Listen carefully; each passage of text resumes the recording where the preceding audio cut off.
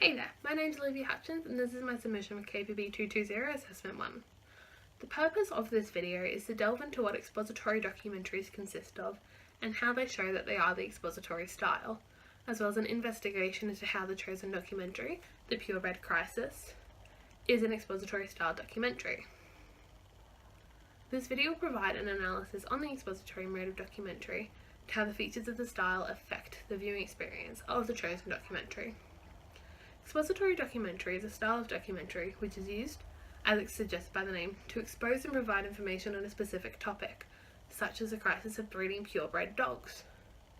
Expository style documentaries can be clearly identified by the key features of the expository style, which include but are not limited to narration in a voice of God style. They're highly edited to portray the meaning the filmmaker wishes to convey. They have interviews with professionals and people who are involved or affected by the issue. They're very didactic and informational. They're very well constructed and thought out and very edited. And they're also authorless, which means there's no presence of the filmmaker and no trace of the filmmaking process. Expository films are quite literal in the sense that they show exactly what they say they're going to show and do not stray far from the topic at all. They also tend to address the viewer directly and use soundtracks and images to convey and provide viewers with their meaning judgment of the topic. The documentary film I have chosen is the 8-minute documentary The Purebred Crisis, created by SBS, which provides information and exposes the issue on breeding purebred dogs for dog competitions, mainly breeds like the English Bulldogs and French Bulldogs as they have the flat face. The filmmaker shows this information through use of a narrator, interviews with several people involved in the topic of dog breeding, and use of heavy editing and sound implements. Through the use of interviews, the documentary provides information given from the perspective of 4 different people involved in the issue. A breeder of English Bulldogs who has been breeding Bulldogs for 30 plus years and believes there is no major issue the dogs face by their flat faces. Veterinary surgeon who has performed countless surgeries on the soft palate and nasal tubes of flat-faced dogs who are faced with the issue. An owner of 2 French Bulldogs who has spent up to $10,000 in veterinary bills due to the medical issues her dogs face, as well as a scientific researcher for the RSPCA New South Wales who started the Love is Blind campaign on the dangers of breeding these dog breeds. The documentary is an incredibly didactic film as it provides first-hand knowledge from professionals as well as experience of owning the dog breeds.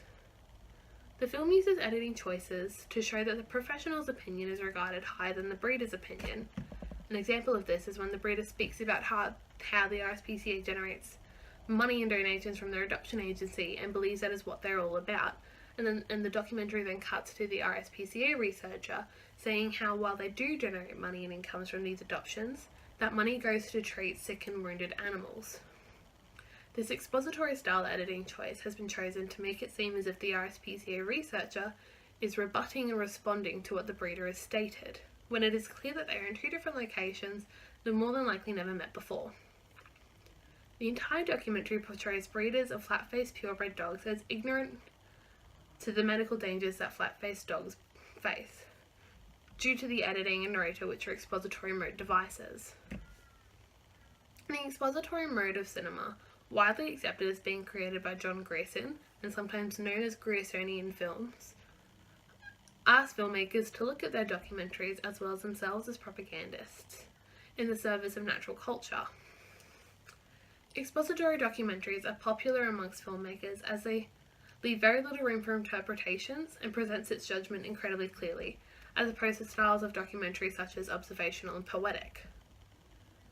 In expository documentary, it is more common to use recreations of events, and many directors do not capture the most important features of expository documentaries, instead using the features they believe they can manipulate well enough to make viewers believe their point of view.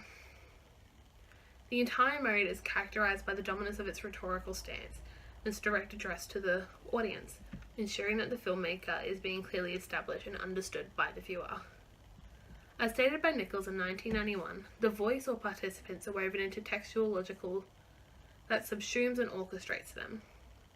Nichols also discussed how the expository mode's main focus is speaking on behalf of other people and placing them inside an argumentative structure, to use their subject to create tension and issues which are inflamed by the narrator's commentary, which provides the viewers with with much needed missing information. To end this video, I would just like to reiterate the main points of the expository mode of documentary. It is a very structured mode of documentary with many devices, such as a narrator, the music, the interviews, and such being a requirement for a documentary to be classed as expository. The documentary which is discussed, the purebred crisis, shows the breeders of purebred dogs as malicious or ignorant of the medical issues that flat-faced dogs face, all due to the editing which is a highly regarded feature in the expository style of documentary. The choice made by the filmmaker to make this documentary an expository style allows for the viewers to gain knowledge from people in different areas of dog breeding, and ensures that the viewers are fully aware of the dangers of breeding flat-faced dogs.